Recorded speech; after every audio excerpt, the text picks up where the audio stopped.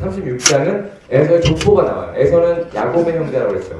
좀 뜬금없죠? 지금까지 야곱 잘 나오다가 르우벤과 비라가 동침을 해서 르우벤이 장자권을 박탈하는 얘기가 나오고 갑자기 뜬금없이 에서가 나옵니다. 에서가 나왔다는 얘기는 뭡니까? 야곱은 이스라엘이라는 이름까지 받고요. 이제 12지파를 형성해서 하나님께서 계시하신 대로 큰 민족을 이루기 위한 준비 작업이 들어갔어요. 민족에 대한 어떤 형태가 갖춰져 있는 겁니다. 그러면 하나님께서 그 두 태 중에 복이 있다라는 말씀 기억나죠? 리브가한테 하셨던 그 말씀 중에 둘 다 큰 민족으로 이룰 거라고 말씀을 하셨어요. 이제 야곱이 정리가 됐으니까 에서에 대한 족보를 정리를 해주고 계신 거예요.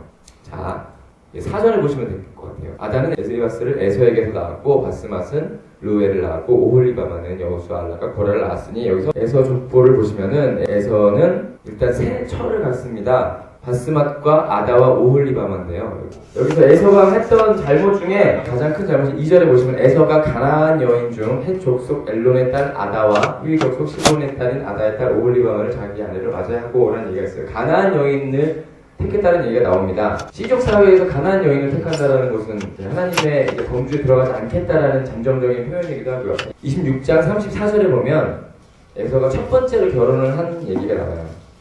에서가 40세에 헷 족속 브에리의 딸 유딧과 헷 족속 엘론의 딸 바스맛을 아내로 맞이하였더니 라는 얘기가 나옵니다.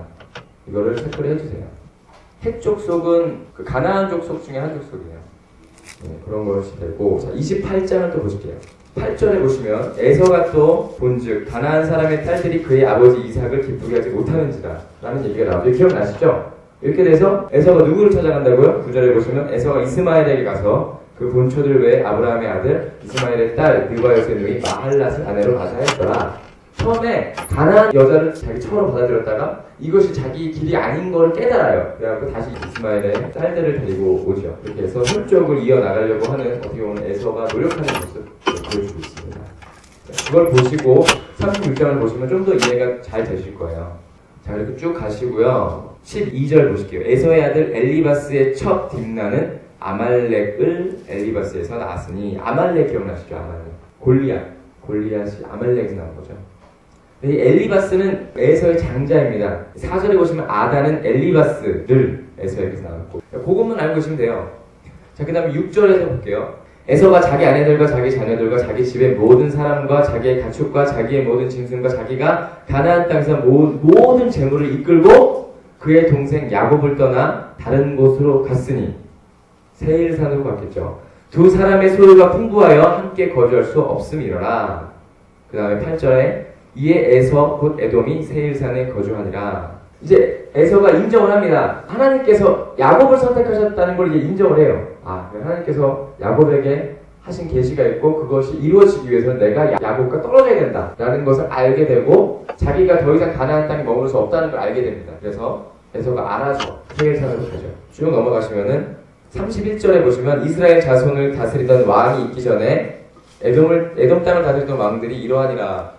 이스라엘의 왕이 나오기 전이죠. 지금 초대 왕이 사울 왕이 나오기 전에 에돔에서 먼저 왕이 나옵니다. 물론 왕이 나왔다는 것은 어떤 정권 자체가 확실하게 이루어졌다라는 폼이 나왔다라는 얘기도 되지만 그 전에 우리가 신본주의적인 사상을 갖고 있는 민족을 지금 공부하고 있는 입장에서 인간의 형태를 갖고 있는 왕이 나왔다라는 것은 신본주의 정치를 버리겠다는 얘기예요. 인간 스스로가 왕이 되고 인간 스스로가 우리를 다스리고 통치하겠다는 얘기가 되는 거예요. 그러니까 하나님과 멀어지게 된 에돔이 이런 행위를 벌어지고 있는 거예요. 36장 보실 때는 뭔가 이 부분을 또 중심적으로 해서 보시면 이해가 빠르실 것 같습니다. 그리고 좀 재밌는 부분이 있어요. 24절에 보시면 시몬의 자녀는 아야와 아나며 이 아나는 아버지 시몬의 나귀를 칠 때 광야에서 온천을 발견하였고 온천을 발견한 사람은 아나로 나옵니다. 아나. 37장은 드디어 이제 요셉이 나옵니다. 37장 2절에 보시면은 2절 끝에 볼게요. 맨 끝에 그가 그들의 잘못을 아버지께 말하였더라. 요셉은 좀 고지식했어요. 스타일이 고지식하고 자기 형들이 하는 행위 중에 모든 잘못된 부분들을 막 가서 그 야곱에게 고지하지를 함으로 인해서 안 그래도 얄미운 야곱이 더 얄미워지는 이렇게 미움을 받게 되는 원인이 됩니다. 그리고 3절에 요셉은 노년에 얻은 아들이므로 이스라엘이 여러 아들들보다 그를 더 사랑함으로 그를 위해 채색 옷을 지었더니 채색 옷은 이 당시에 장자만 입히는 옷이었어요. 긴 옷이었고 되게 가격이 나가는 아주 좋은 고급의 옷이었다고 합니다. 근데 이 옷을 요셉은 11번째 아들임에도 불구하고 요셉한테 입혔다는 걸 얼마나 야곱이 편애를 했던가를 기억을 생각할 수 있죠. 에서를 만나러 가는 대열이 기억나시나요? 에서를 만나러 이제 야곱이 가는데 대열이 어떤 식으로 되어 있었던 그 비라와 실바의 자식들이 먼저 나가게 하고 그 다음이 레아의 자식들 그 다음이 자기 뒤에 야곱과 베냐민을 놓잖아요. 얼마나 지금 다른 형제들이 요셉을 싫어하고 있는지를 알 겁니다. 4절에 보시면 그 형들이 아버지가 형들보다 그를 더 사랑함을 보고 그를 미워하여 그에게 편안하게 말할 수 없었더라. 이거는 인사도 하지 않았다는 얘기예요. 편하게 말하지 않는다 이거는. 그 다음에 5절 요셉이 꿈을 꾸고 자기 형들에게 말하며 그들이 그를 더욱 미워하더라. 꿈 내용 다 아시죠? 7절에 보면 우리가 밭에서 곡식 단을 묶더니 내 단은 일어서고 당신들의 단은 내 단을 들어서서 절하더이다 라고 꿈 내용을 얘기를 해요. 얼마나 질투를 살리려고 이런 얘기를 하는지 저 같으면 꼬도 얘기 안 할 텐데. 근데 여기서 좀 생략이 된 부분이 있습니다. 이거 히브리어 원문 성경을 보시면은 우리가 밭에서 곡식 단을 묶더니 라는 말 전에 볼지어다 우리가 밭에서 곡식 단을 묶더니 라고 볼지어다는 말이 한 번 나오고요. 그 다음에 볼지어다 내 단은 일어서고 라는 말이 들어가고요. 그 다음에 볼지어다 당신들의 단은 내 단을 둘러서서 절하더이다 라고 볼지어다라는 말이 3번 반복이 되는데 그 말이 생략이 되어 있어요. 그리고 내 단은 일어서고 둘러서서 절하더이다 라는 부분이 있죠. 그 부분 앞에 계속적으로라는 용법이 들어가요. 내 단은 계속해서 일어난다 이거예요. 내 단은 계속해서 일어나고 당신들의 단은 내 단을 둘러서서 계속해서 절하더이다. 이것도 생략이 되어 있습니다.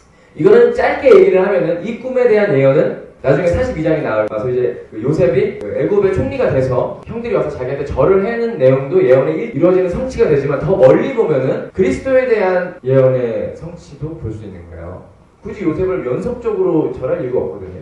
근데 굳이 여기서 연속적으로 계속적으로라는 그런 영원성을 가지고 있는 표현을 집어넣었다는 것은 더 요셉을 가지고 메시아적인 예언을 하고 계신 하나님의 그런 계획을 알 수 있는 겁니다. 그리고 9절에 보시면 요셉이 다시 꿈을 꾸고 그의 형들에게 말하여 이르되 내가 저 꿈을 꾼 중 해, 달, 11별이 내게 절하더이다. 이거는 왕을 얘기하는 꿈이에요. 해와 달과 별, 이거는 왕이 그들을 통치할 수 있다라고 여기는 거죠. 이렇게 꿈을 꾸니까 10절 중반절에 보시면은 야곱이 막 책망을 합니다. 내가 꾼 꿈이 무엇이냐? 나와 내 어머니와 내 형들이 참으러 가서 땅에 엎드려 내게 절하겠느냐라고 책망을 해요. 요셉을. 왜 책망을 합니까? 형들이 불끈한 거예요. 그 말을 듣고 형들 나 이런 꿈 꿨는데 형들이 다 나한테 절을 하는 꿈이야. 그러니까 야곱이 깜짝 놀라요. 아버지 나도 너를 아끼지만 내가 들어도 짜증이 난다라고 미리 선수를 치는 겁니다. 이렇게 해서 요셉을 보호해주고 있는 거예요. 그러면서 11절에 그의 형들을 시기하되 그의 아버지는 그 말을 간직해 두었더라. 이게 하나님께서 주신 말씀이 아닐까 예언이 아닐까 하고 그렇게 마음속에 간직해 두고 있는 야곱의 모습을 보게 되는 겁니다. 근데 여기서 이제 요셉이 팔려가죠. 19절에 보시겠습니다. 서로 이르되 꿈꾸는 자가 오는도다. 근데 그 꿈이 아까 그 꿈을 꿨다는 꿈도 내용이 있지만 몽상가라는 뜻을 갖고 있대요. 좀 허황되다 이거죠. 허황되게 말만 많고 그런 식의 얘기를 하는 거죠. 그러면서 20절에 보면은 그를 죽여 한 구덩이에 던지고 우리가 말하기를 악한 짐승이 그를 잡아먹었다 하자. 그의 꿈이 어떻게 되는지를 우리가 볼 것이야. 그의 꿈이 어떻게 되는지를 보겠대요. 이 꿈은 하나님께서 주신 예언의 말씀인데 이 꿈을 어떻게 되는지 보겠다고 호기심이 섞인 마귀적인 생각을 하고 있는 거죠. 어떻게 되는지 보자고 그렇게 얘기를 합니다. 그렇게 르우벤이 얘기를 해요. 르우벤이 듣고 요셉을 그들의 손에서 구원하려 이르되 우리가 그의 생명을 해치지 말자. 왜 그랬냐? 르우벤이 장자잖아요. 그럼 장자가 갖고 있는 책임이라는 게 있습니다. 일단 그 책임을 자기가 쥐어주기 위해서 요셉의 생명을 건드리지 말자라고 먼저 얘기를 해요. 그 뒷얘기가 뒤에 나오죠. 이는 그가 요셉을 그들의 손에서 구출하여 그의 아버지에게로 돌려보내려 함이라 나오고 있는 겁니다. 근데 쭉 내려가서요. 25절에 그들이 앉아 음식을 먹다가 눈을 들어본즉 한 무리의 이스마엘 사람들이 길르앗에서 오는데 이스마엘 사람들이 지나가고 있었대요. 어떻게 보면 미디안 상인, 미디안 이스마엘 상인이랑 그 같은 혈족입니다. 같은 계통인데 지나가고 있었다고 하는 거예요. 저들한테 팔자라고 생각을 한 것이 유다입니다. 26절에 유다가 자기 형제에게 이르되 우리가 우리 동생을 죽이고 그의 피를 덮었는데 무엇이 유익할까? 르우벤이 말려도 이 사람 다른 형제들이 계속 왜 그러냐면은 유다나 르우벤은 레아라는 자기 어머니의 틀과 방어막이 있었지만 그 첩의 아들들은 얼마나 그죠? 아시겠죠? 그런 마음이 일어나서 그래서 르우벤과 유다가 보호해 주려고 해요. 그 결국 요셉은 팔려가는 거죠. 은 20에 팔려나가다가 나옵니다. 그 28절 중반절에 보시면은 은 20에 그를 이스마엘 사람들에게 팔매 그 상인들이 요셉을 데리고 애굽에 갔더라. 은 20. 예수 그리스도가 얼마에 팔렸는지 기억나세요? 은 30. 은 30에 팔려나갔는데 요셉은 은 20에 팔려나가는 겁니다. 30절에 보시면 아우들에게로 되돌아와서 르우벤이 돌아온 거죠. 되돌아와 이르되 아이가 없도다. 나는 어디로 갈까? 르우벤이 잠깐 어디 간 사이에 판 거예요. 잠깐 어디 간 사이에. 장남의 책임을 져야 되는 르우벤이 깜짝 놀랐겠죠. 그런 내용이 나오고 있는 겁니다. 자, 그리고 31절에 요셉의 옷을 가져다가 수정소를 죽여 그 옷을 피해줬죠. 요셉이 사라지는 것을 속이기 위해서 또 한 생명이 죽어야 되는 거예요. 그리고 34절에 자기 옷을 찢고 붉은 배로 허리를 묶고 오래도록 그의 아들을 위하여 애통하니라고 야곱이 그의 아들들이 와서 한 말에 속은 거예요. 아버지, 피 묻은 요셉이 왜 옷을 발견했습니다. 죽은 것 같아요. 야곱은 원래 어떤 사람이죠? 속이는 사람이에요. 속이고 형의 발목을 잡고 나올 만큼 탐욕이 있는 사람인데 어이없게 속는 거예요. 38장에 이제 유다와 다말의 사건이 나옵니다. 유다가 누구라고 그랬죠? 요셉을 팔자고 했던 사람. 요셉을 이스마엘 족속에게 팔아버리자라고 말했던 사람이 유다예요. 야곱의 몇째 아들? 넷째 아들이에요. 넷째 아들. 근데 이 유다가 결국에는 예수 그리스도의 장자의 직분을 갖잖아요. 그거에 대해서 나오고 있는 거예요. 2절에 보시면 유다도 자기 아내를 가나안 사람에게서 취하게 됩니다. 거기서 가나안 사람 수아라고 하는 자의 딸을 보고 그를 데리고 동침하니. 첫 번째 낳은 아들의 이름이 3절에 보시면은 엘, 그리고 두 번째 낳은 아들의 이름이 4절에 보시면 오난, 그리고 세 번째 낳은 아들이 5절에 보시면 셀라라고 이름을 지었습니다. 엘, 오난, 셀라예요. 6절에 보시면 유다가 장자 엘을 위하여 아내를 데려오니 그의 이름은 다말이에요. 다말. 장자 엘과 결혼을 한 사람의 이름이 다말이에요. 다말. 근데 이 엘이 여호와 보시기에 아주 악한 행동을 많이 했던 것 같아요. 이 엘이 악했다는 이유로 하나님께서는 엘을 죽여버리십니다. 후손을 갖기 전에 죽은 거예요. 그때는 이스라엘 대대 결혼이라는 풍습이 있었는데 아이를 갖지 못하고 형이 죽어버리면은 그 형수를 대신 취해서 그 형수에게 자기 씨앗을 그냥 줘버리는, 아이가 낳아도 그거는 형의 아들이에요. 그래서 그 족보를 이어주는 풍습이 있는데 둘째 아들인 오난이 그 형수와 동침을 합니다. 근데 9절에 보시면은 그의 형에게 씨를 주지 아니하려고 땅에 설정하며라는 말이 나와요. 만약에 오난이 그 다말과 동침을 해서 아이가 나오잖아요. 그러면 그 재산을 이어받을 아이가 생겨버리기 때문에 오난에게 돌아갈 재산의 양이 줄어들기 때문에 그 오난이 그것을 원하지 않아요. 그래서 땅에다가 이제 세외 사정을 했다는 얘기예요. 설정이라는 것이 오나니즘이라는 게 있죠. 그게 이거예요. 성경에서 나온 말입니다. 하나님께서 그 행동을 악하게 보셨기 때문에 오난도 죽어버립니다. 셋째 아들 셀라에게 이제 다말이 들어가야 되는데 셀라가 너무 어려요. 너무 어리기 때문에 셀라가 클 때까지 기다리는데 유다가 볼 때 이 다말이 아들 잡는 며느리야. 그러니까 셀라가 이제는 20살 넘어서 석수도 나고 이제 뭐 남자 같아. 그런데 끝까지 셀라를 다말에게 주질 않습니다. 그 다말은 이미 유다한테서 그리스도의 그 예언을 들었어요. 그러니까 하나님께서 아브라함과 이삭과 야곱에 거쳐서 주신 그 예언의 말씀을 다말도 전에 들었기 때문에 욕심이 생겨요.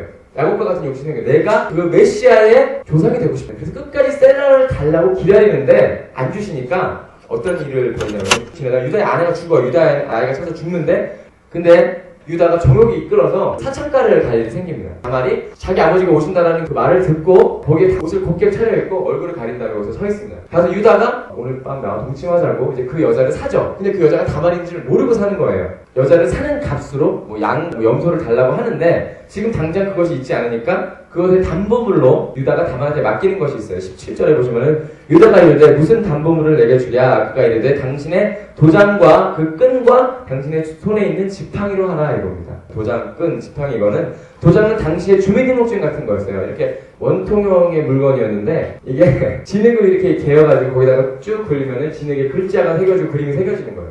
도장이죠, 쉽게 정말로. 그리고 이 끈은 그 도장을 묶어서 목에 걸고 있었던 그 끈이고 지팡이는 항상 그때 이스라엘 사람들이 가지고 다녔던 지팡이, 신발의 일종이라고 생각을 하시면 되겠습니다. 18절 끝에 보시면 유다로 말미암아 다말이 임신을 해버리죠.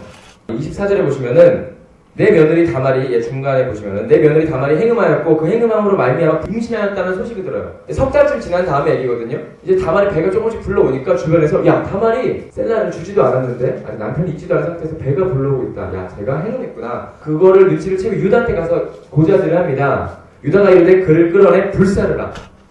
24절 끝에 유다가 옳거니 한 거예요. 야, 나 아들 잡는 며느리 쟤 내가 눈에 가셨는데 그래 내 아들 셀라 진짜 안 줘도 되게 생겼다. 다말을 데려다가 불사를 죽여버리라고 말을 합니다. 근데 그 여인이 다말이 끌려가는 와중에 도장과 끈과 지팡이가 누구 것이냐고 물어보라고 자기를 데리러 온 사람한테 줘버려요. 그 사람이 가서 그것을 유다한테 보여주죠. 그러니까 유다가 아차하는 거예요. 아, 네가 나보다 옳도다.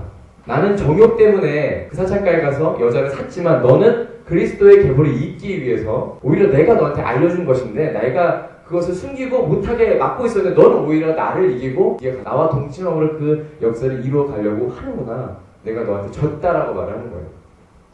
그리고 26절에 끝에 부분에 볼게요. 다시는 그를 가까이 하지 아니하였더라라고 말이 나오죠. 그 유다가 다시는 다말과 동침하지 않았다라는 얘기를 하고 있는 겁니다.